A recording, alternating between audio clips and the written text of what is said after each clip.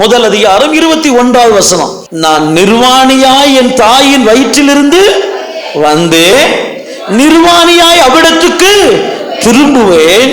கர்த்தர் கொடுத்தார், கர்த்தர் எடுத்தார், கர்த்தருடைய நாமத்துக்கு ஸ்தோத்திரம். எப்ப சொல்றான்?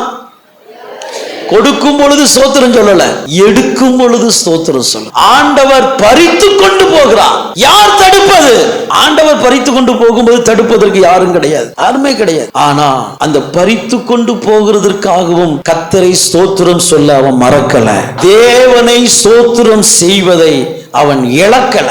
இது 10 பிள்ளைங்க போயிட்டாங்க, 1000, 500, 3000 இதெல்லாம் மிருக ஜீவன்கள் போகும் பொழுது அதோடு கூட இந்த 10 பிள்ளைகளும் போயிட்டாங்க. அவன் சொல்றான், கர்த்தர் கொடுத்தா, கர்த்தர் எடுத்தா, கர்த்தருடைய நாமத்துக்கு ஸ்தோத்திரம். அவன் ஸ்தோத்திரம் செய்வதை இழக்கல. நீங்க நான் சொல்ல முடியுமா? அதனாலதான் ஆண்டவரே பிசாசுக்கு முன்பதாக சாட்சி கொடுத்தார். யோபு மேல் கவனம் வைத்தாயோ?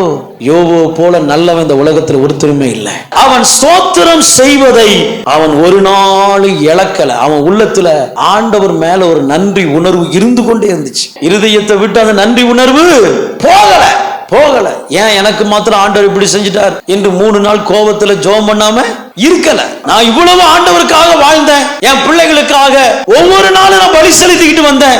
இருந்த பிறகு ஆண்டவர் 10 பிள்ளைகளை தூக்கிட்டாரு. ஆண்டவரை பார்த்து சங்கடப்படவே இல்லை. அவன் ஆண்டவருக்கு ஸ்தோத்திரம் செய்தான். அவன் ஸ்தோத்திரம் செய்வதை இழக்கல.